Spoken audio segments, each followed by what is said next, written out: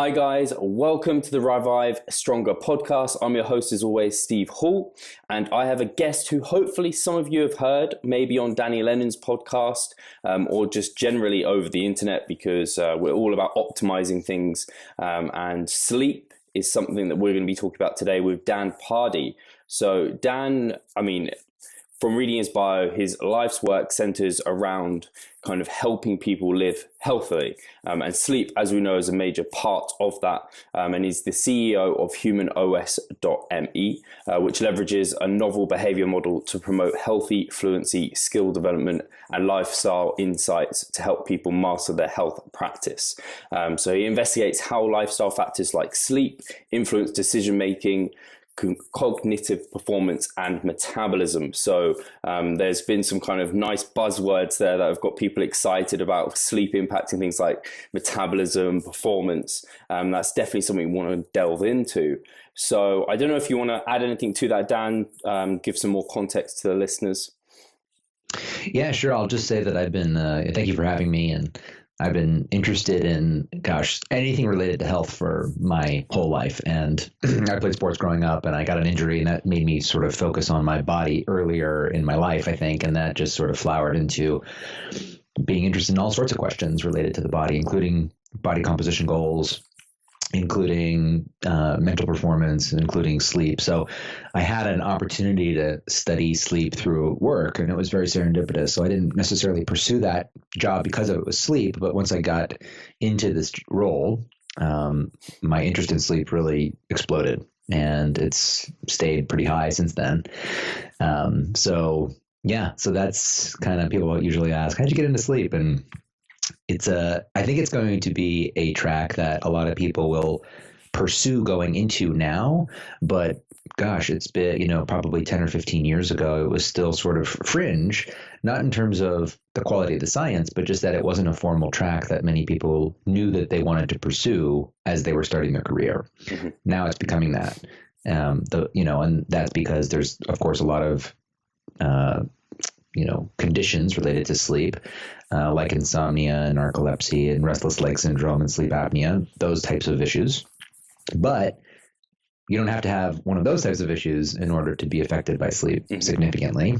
I actually like doing work in areas like that. So you can have, go to a cocktail party and people, know what you do, versus I have a friend who was studying microvascular and rat arterial anastomoses, and people don't ask you what you do, do they? Or they don't ask a second question once you tell them what you do, right? It's like, yeah, it's true. So that's a little bit more background to me. No, yeah, and I think sleep in general is becoming a really interesting area for a lot of people who are kind of following this podcast, at least, where they're kind of, people know a lot now about training. They know a lot about nutrition in terms of what we can do to manipulate our body composition. And now emerging areas are becoming things like sleep, digestive health, and something, only in the past probably couple of years is people have been starting to think about, maybe I need to track my sleep and monitor it. And we've got items like Fitbits, which I'm sure we might have some time to talk about whether they're useful for monitoring our sleep and things like this. So optimizing sleep for body composition is what we want out of this podcast. And that's hopefully what we're going to get into. So maybe if I open the floor with kind of a broad question, allow you to kind of narrow down, and I might kind of pick apart some other questions. So sure. In terms of kind of sleep, in terms of kind of fat loss or even fat gain, how does sleep have a role with that? Because I know there's loads of different kind of inputs and outputs, but if you kind of start off how you see it impacting fat loss or fat gain. Yeah, and I'll take just one step back to add a little bit more to my background. So as I started getting into sleep, there were so many different subjects that I was interested in, but sleep and metabolism and body fat regulation was one that, really stood out. And so that is what I do in my own research. So I work at in Leiden, so Leiden University in the Netherlands, and I work with the departments of endocrinology and neurology there. And then I work at Stanford in their behavioral sciences in Jamie Zeitzer's circadian biology lab. So I've got this nice team of much smarter people than myself to work with. And so that's, out of all the different things that are interesting in sleep, I was very interested in the intersection between sleep, behavior, particularly eating behavior, brain performance, metabolism, all related to, how you're addressing body fat, mostly. It's a major public health concern, right? So on one end of the spectrum, you've got, obesity's risen to a degree over the last 40 years. It's an absolute epidemic. And the comorbidities that are associated with obesity, there's probably 50 to 100. And so if you think about that, there's something that's happening when people put on excess body fat that is then associating for sure, but potentially contributing to, likely, to a state of, within the body that is then causing other conditions. And it's probably because fat itself is an excretory gland that is releasing mostly inflammatory compounds. And so you generally upregulate the amount of inflammation circulating in the body, then we do know that is almost like, the right situation for metal to rust, right? It's causing the organs, it's causing systems to perform less than optimally, and then likely turn over time into something's going to break, right? Something's going to break. You're going to have decreased ability to regulate glucose. Your brain is going to not perform as well, et cetera, et cetera. So it's scary. And then the other end of the spectrum, can modifying your sleep actually help with body composition goals on trying to lower it, right? So not just going from obese to healthier, but from, a decent body fat level currently to very, very lean. So we'll talk potentially about both, but the connection, one thing that I say about sleep is that there's really no part of the body that goes untouched when you are not getting good sleep or when you are.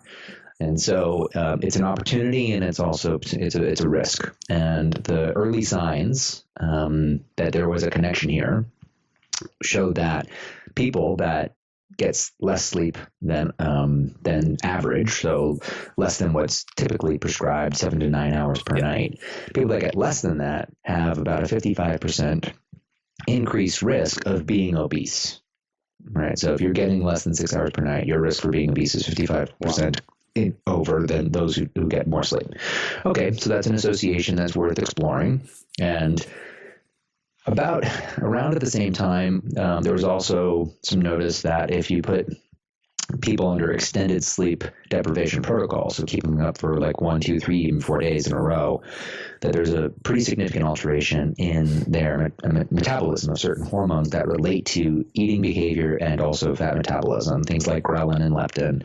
Those were then followed up upon so that it was less of an extreme protocol. What about just one night of sleep loss? What about several nights of partial sleep restriction? So you're just not quite getting the amount of sleep that your body wants.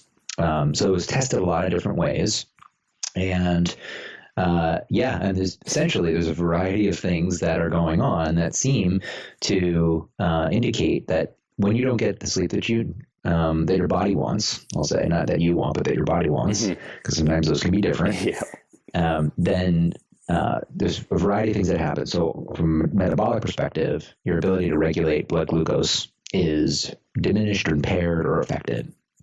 Right.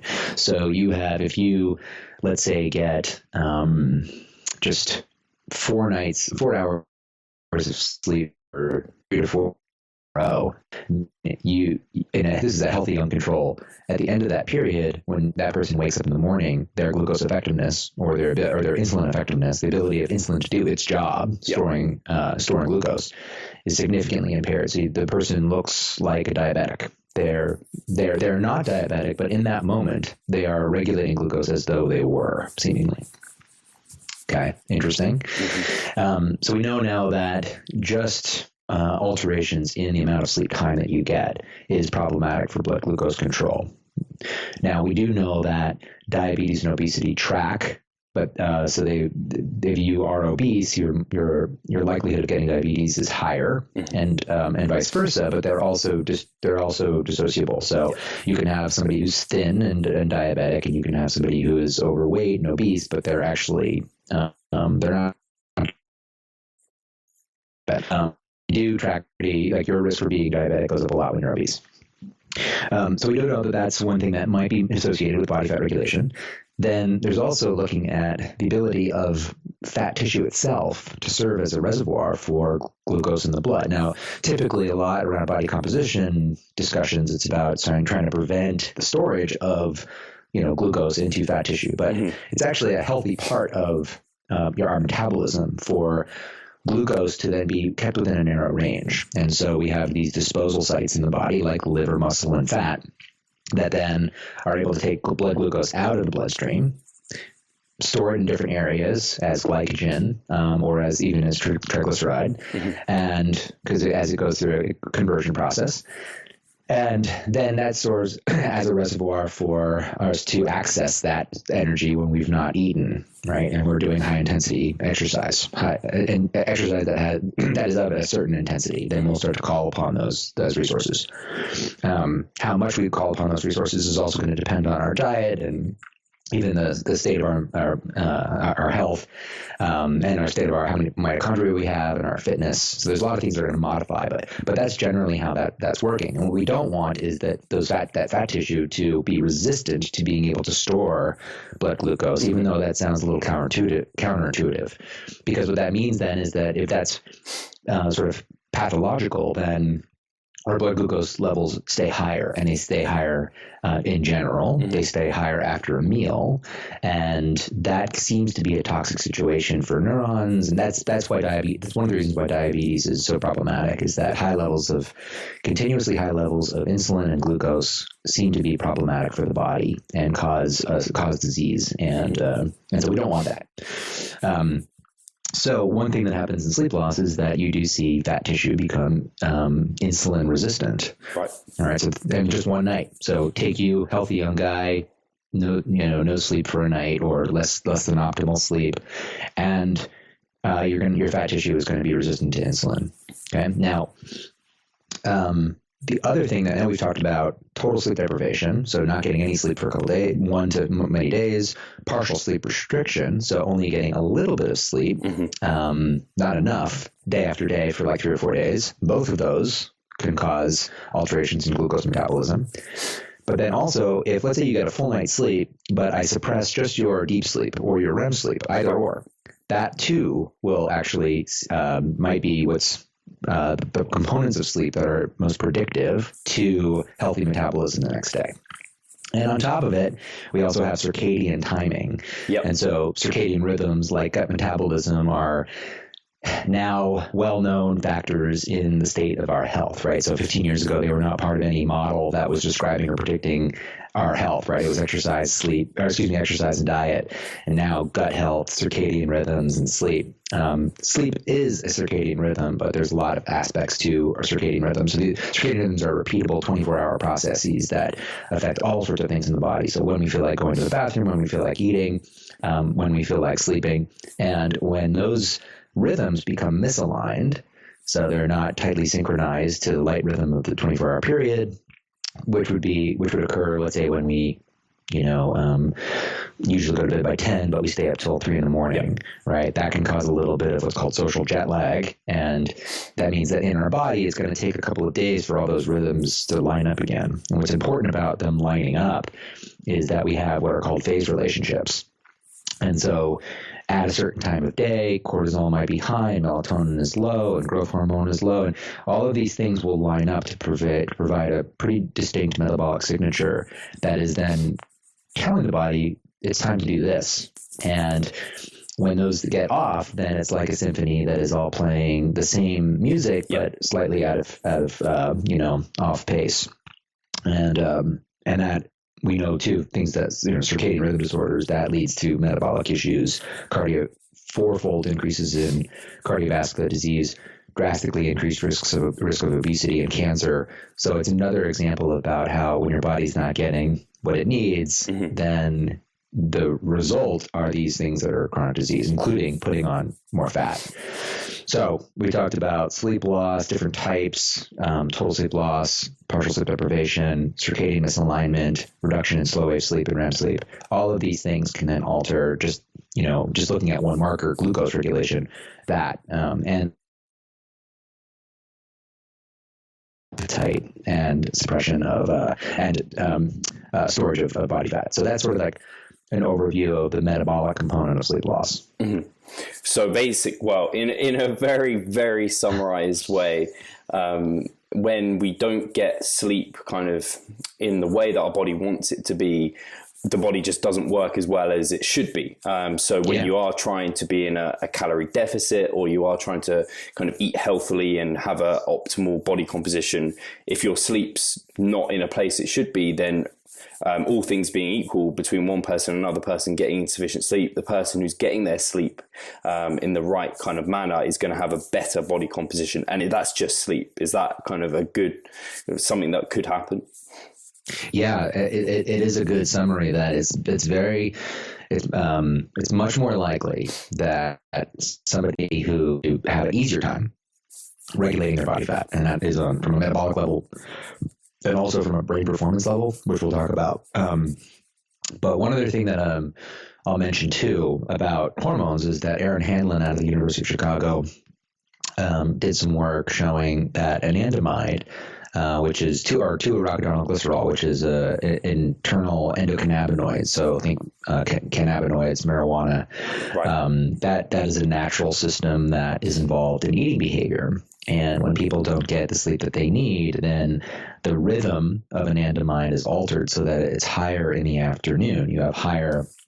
It usually rises, but the amount that it rises is about 25% greater in those that have missed out on sleep the night before. Well, I mean, think about what anandamide does for people is it actually is involved in the munchies, which is really hedonic or pleasure eating. Right, so you're not eating because there's a homeostatic drive telling the body's telling, I need calories, but you're eating because the pleasure, there's really two different systems that are regulating what type of food we put into our body, right? It's, I need calories and I like food, and those are distinct, and they interact, but they're distinct. Mm-hmm. And it really ramps up the I like food component of, and that is a metabolic, consequence of sleep loss. So, so that's a really interesting one as well. As I've sort of been hunting down this story, what became even more interesting to me is the central effect, the role that sleep loss has in the brain, right, and how we perceive food, and then how that puts us in a very unique situation the next day to then do several things, pursue food that doesn't maybe align with our own goals for ourselves. So if you have body composition goals, right, you're trying to not eat Oreos, but you're much less likely to say fuck it, and that's pretty well described now, actually. And so that's called effort discounting. So that means that you're less likely, and we can all recognize this to a certain degree, when you're really tired, it's just harder to work towards something that you even want, right? So it doesn't mean that you don't want it, but you just, it's just easier to discount that, right?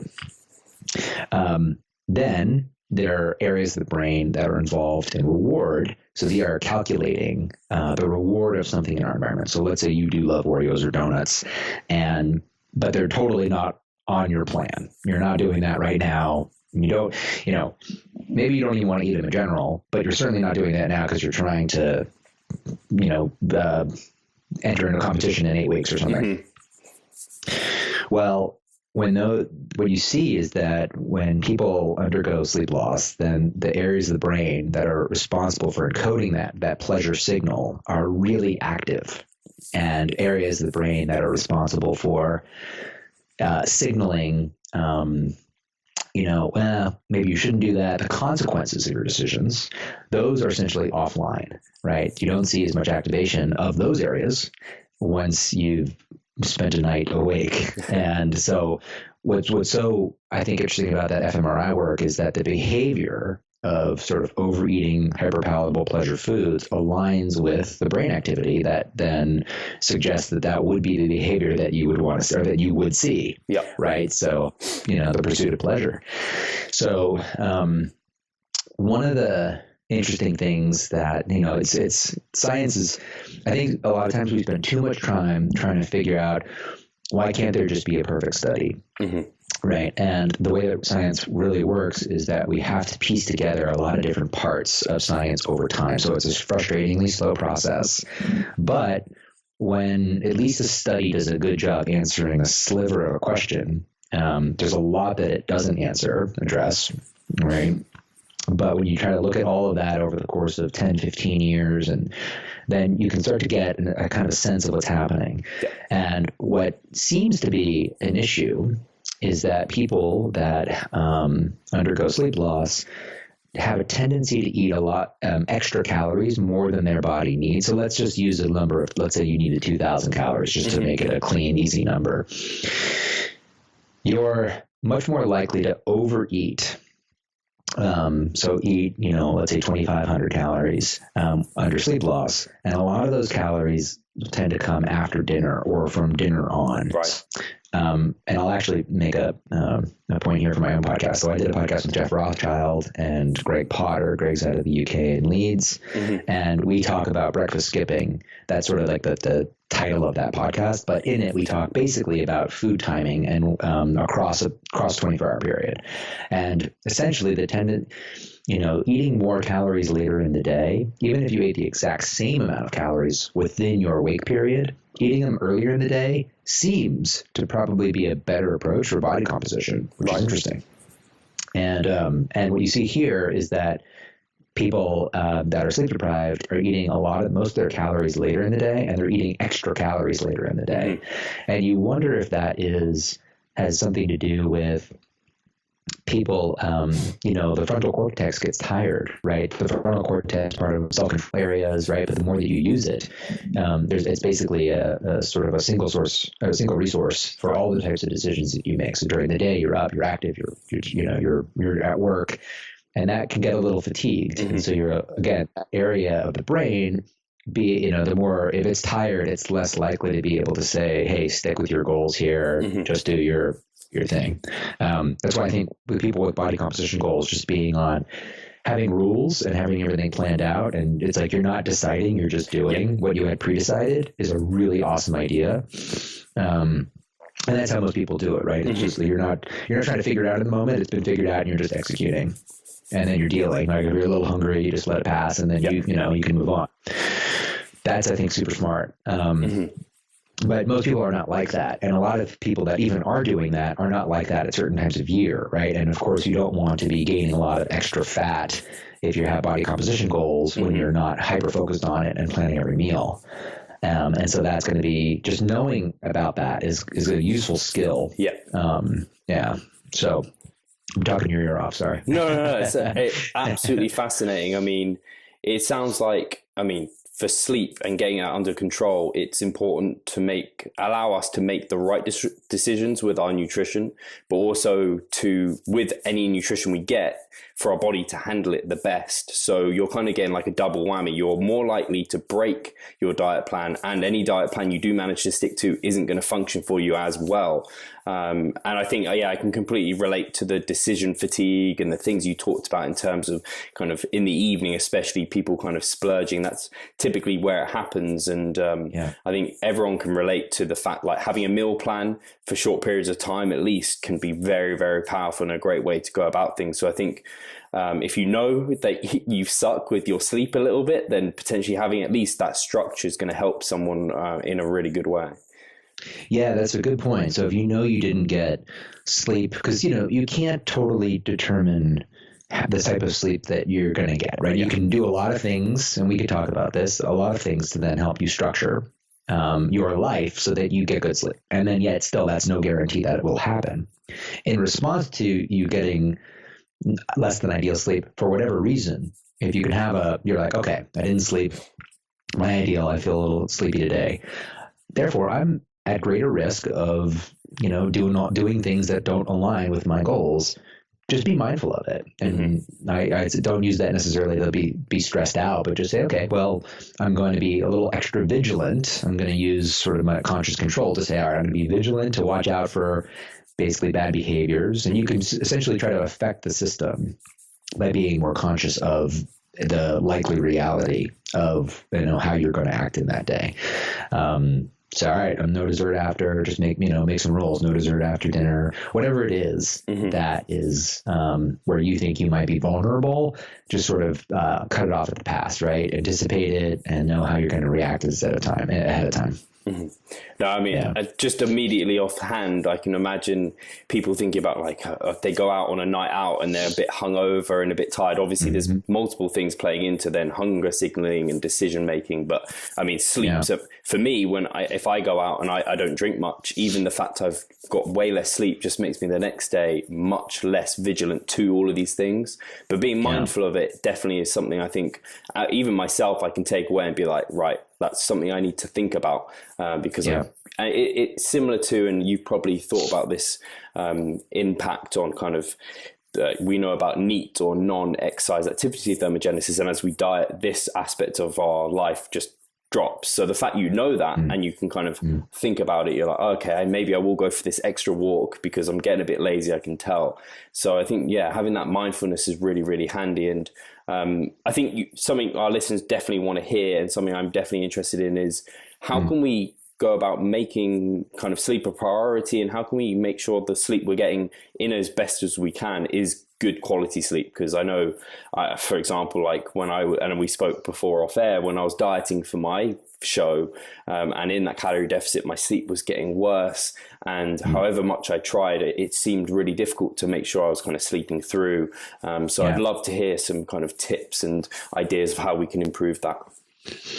Yeah, I mean, I think I've never done a body composition contest myself, but I imagine it being stressful for multiple reasons, right? You're in a caloric deficit, you're training hard, and you've got sort of the pressure of the show, right? And all of that, I think, can lead to, that's adding to your stress. So I think, with stress, there's sort of controlled and uncontrolled stress, right? So controlled stress is things that matter, like your mindset matters, right? It matters no matter what. And then there's the uncontrolled stress is like, well, I've got a jerk boss and I've got a chronic disease diagnosis, and it's just constantly there, and a lot of it's out of your control, right? Either this is just sort of examples of stress. Now, in this situation where you're pushing hard, I think making sort of within day relaxation a component of your training is a smart idea. Wow.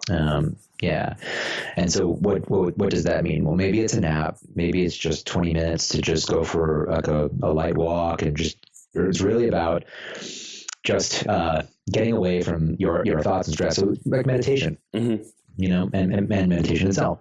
So that can be useful. And there's an area of the brain called the default mode network. It is a sort of distinct group of anatomical locations that function together that are essentially, it's also called the task negative network.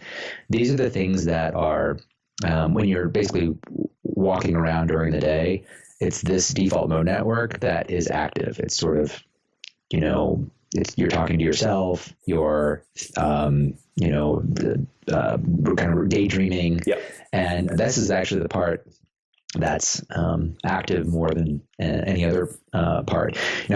Now today, think about how much more time we had for that before internet and computers. Now we're constantly task forward types of activities. We're always focused on something in front of us versus having time to sort of process our own thoughts. And I think that's, to sort of create an analogy, creates a bit of a backlog.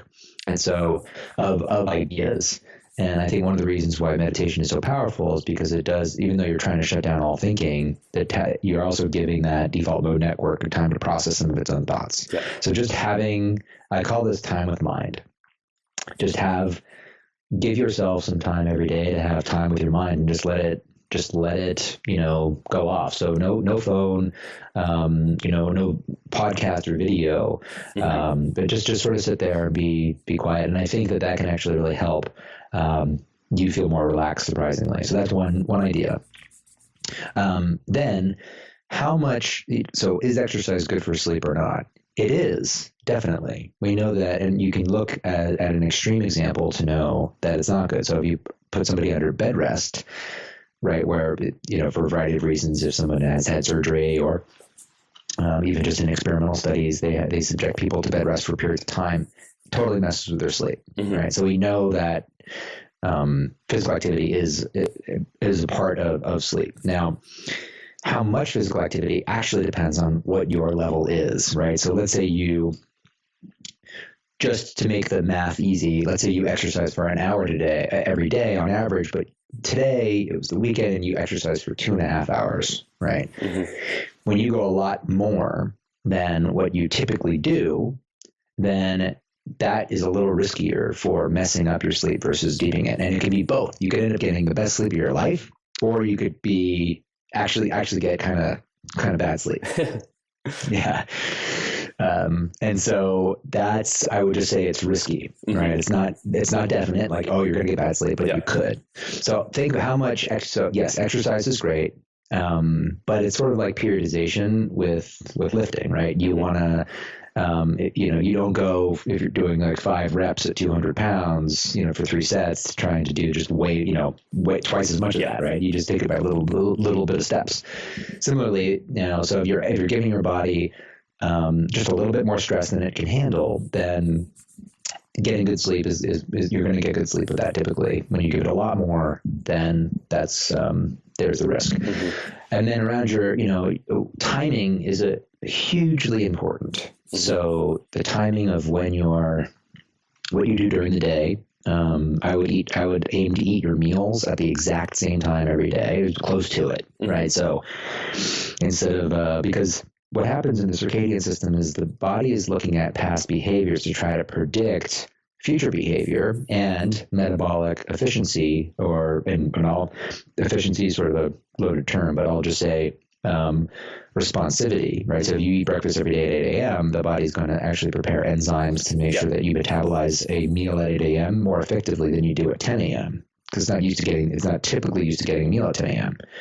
So, eat like a clock. Is another good thing. And then then there's some questions about what about your last meal? Should you try to cut it off because the fasting period is usually, I would say that, the rules for body composition might be different. Right. For those that are just pursuing general health. But I would also really encourage people that are in sort of the have a goal of trying to, add lean mass and decrease body fat to spend some time during the year fasting. I really encourage that. Why? Because it is a protein state that the body will actually clean out a lot of broken down proteins, protein aggregates, and what ends up happening is it makes your body more sensitive to hormones for growth. So essentially, a little bit of rest from your high protein, higher calorie diet is actually a really, really good thing, even just for your health and also cancer suppression, but also for making gains, later, right? And since you go into, with a low calorie diet, you're going to be producing ketones. Ketones are muscle preserving, so you're not going to lose a lot of body composition, a lot of muscle. So these are sort of like, while sleep there are specific things you can do for sleep. There's also, interestingly enough, there's that feed forward cycle, right? So the healthier you are, the better you're able to get good sleep. The better sleep you get, the better you are to be healthy. And it just keeps going.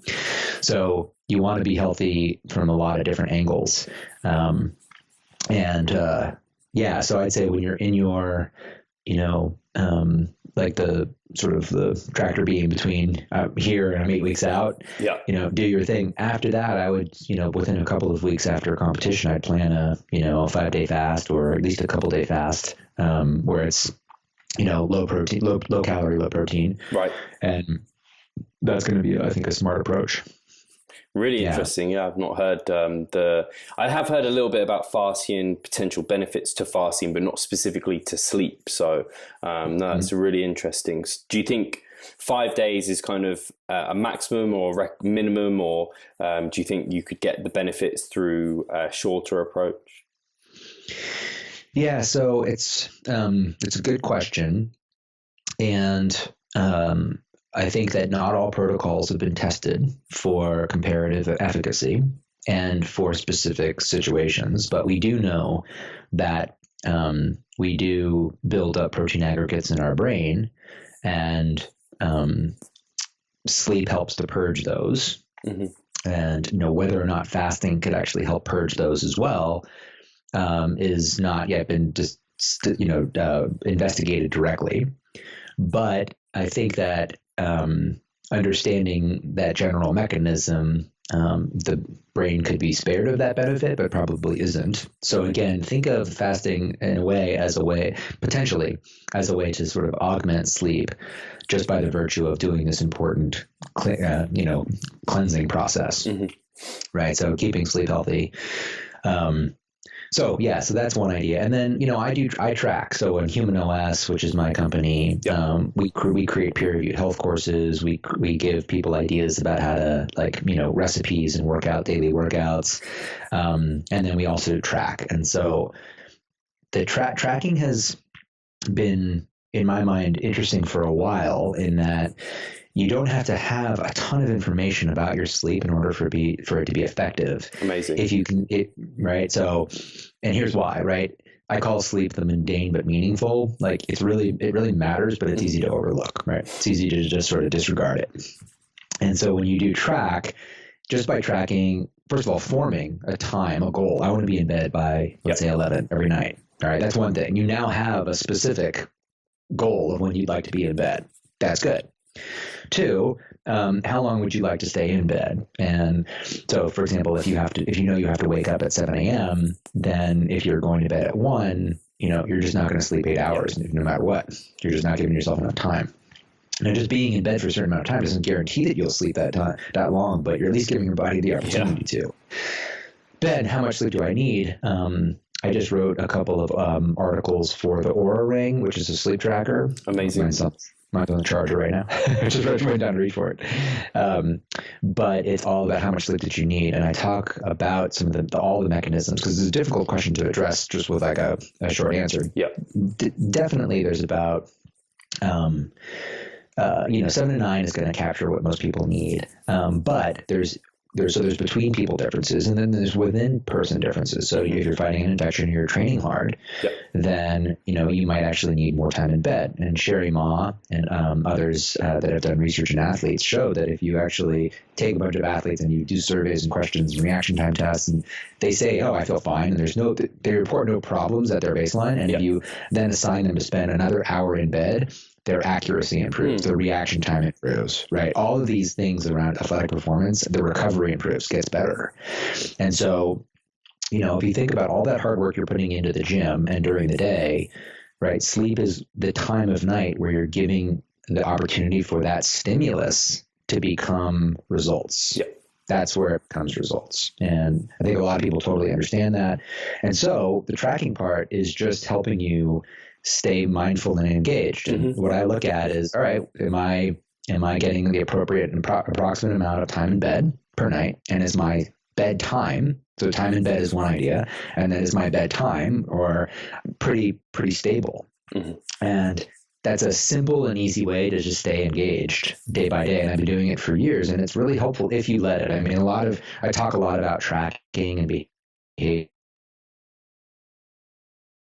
at devices is they're going to do all the work for you. You hear people with Fitbits, for example, like, I worked for a little bit and I didn't feel like I was walking anymore, or it was the same thing. I was walking the same amount of steps or whatever. And I'm like, well, this is not going to make you walk more steps. You're going to make you walk more steps. Right? You're going to make you work. So you have to empower it with value. You have to say, okay, I've got goals. I'm going to check in and pay attention to them. I'm going to take opportunities to go for a walk.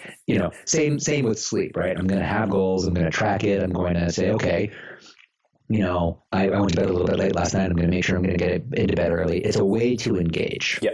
That's how it is, right? That's what its benefit is. Now, that's how it's been, and we're now getting to a phase where the quality of the actual sleep cycle measurement is improving and getting pretty good. And with that, I think is in this first boring part that we've already been able to do for years. But there will be some additional benefit, particularly for athletes, that can correspond sleep staging can both help you understand a little bit more what are some of the behaviors that I do during the day that seem to help me get good sleep, right? So if I get a lot of sunshine before noon, then that can actually help me sleep deeper at night, and it might help you find some more of those correlations.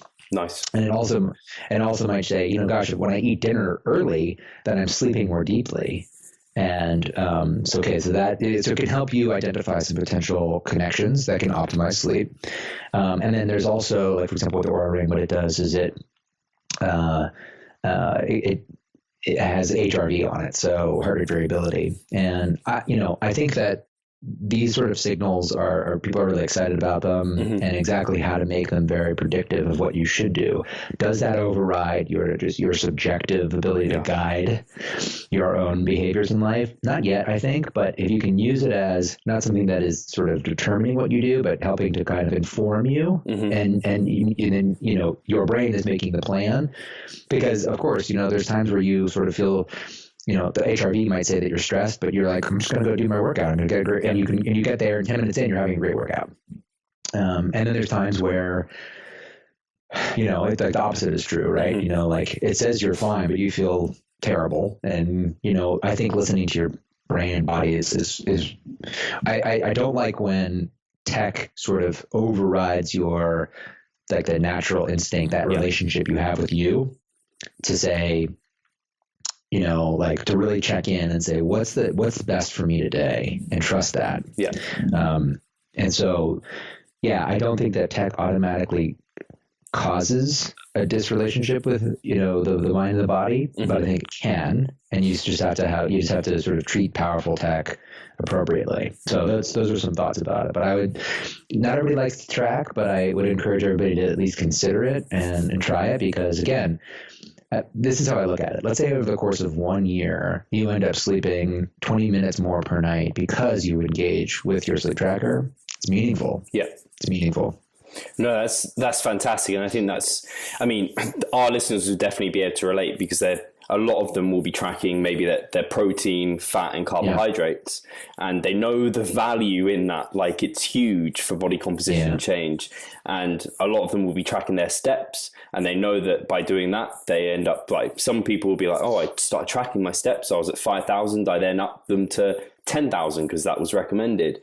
So with sleep, I think a lot of people, even who are listening, will be tracking their sleep. And if they're not, they're now going to be way more convinced to do so.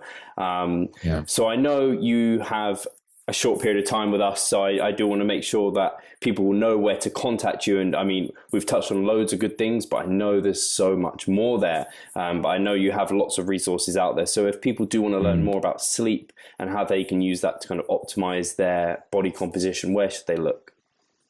Yeah, great question. So this is something I've been thinking deeply about for a long time. There's a lot to be known about sleep. Does an individual need to know everything in order for them to sort of optimize? And that's why for Human OS, the way that I created it is I created a behavior model called the loop model to sustain health behaviors. And the idea is, in order for somebody to master their own health practice, which is to become really expert at being healthy themselves, they should understand why they're doing a behavior, how to do it, if they're doing it, and if it's working. And so the courses that we create are sort of the anchor to our learning system. And what we want people to do is become fluent at sort of key learning objectives of these important topics. Now, that doesn't mean you need to know every single thing about sleep. It just means that you have enough information that sort of keeps you motivated and guided, so that the behaviors that you're engaging in are directed towards things that are going to give you the best bang for the buck. So I'm coming out with a course within the next couple of months. They're almost done, so we just need to record them. Amazing. On sleep and athletics, the foundations of sleep, which is so important for then understanding what are the factors that are actually like determining, what's going on here, right? And the more you understand those, the more you can intervene, not because I created a rule, like a coach created a rule, because you are, okay, I understand how the system works. Now I have enough information to sort of like plan it on my own. That's really powerful. Sleep and cognition, sleep and metabolism. And, the way that we do them is that they're all like 1 or 3 minute lessons. And then there's a quiz, and we're not quizzing you to give you a grade. The other cool thing about that is that, 8 months later, we can remind you of the things you've already learned to keep that information top of mind. And that that I think, so the goal is, or the point of it is, let's say you read a book that's really good, but you're going to remember some of it, remember less a month later, and eventually just remember a little bit. If you do a course, which are like, let's say 45 minutes, half an hour, 45 minutes, we're going to actually go through all the hard information, pull out the most important points, educate you on them so that you have higher retention than the book. And then you're going to have higher retention long term, because a year later, you're still getting that information circulated and reminded. And that's pretty cool. So we're going to try to make you fluent in understanding this stuff. So that's what I do. That's amazing. And so if they want to find out more and how they can actually get on the course, where can I can put a link below that they can find that? Yes. Humanoid.me is the website, and that's a public help. Yeah. And then my podcast is Human OS Radio, and it's on a bunch of different channels. I host it on SoundCloud. And then Twitter, we're humanos_me, and YouTube. So there's just look for humanos.me, and you can find us in your favorite social media platform. Perfect. Well, I want to say a massive thank you for coming on, Dan. I've certainly taken away some really, really key points, and I'm sure I'm going to have to listen back to this so I keep taking away those key points. I'm sure the listeners have really enjoyed this. So yeah, massive thank you for coming on. And I don't know if you'd be interested in coming on again, maybe in future, if there's a lot of questions for you. But I'm sure people will be interested to hear more from you. So yeah, if you do me the pleasure, that'd be amazing. Yeah, absolutely. Yeah, thanks for having me on. And let me know when you get some good questions, and we can plan something else. Awesome. So you've heard that, guys. If you have good questions or any questions, drop them down below, and we'll look to potentially get Dan on again. So thank you for listening, and we'll catch you soon. All right. Take care. Thanks, everybody.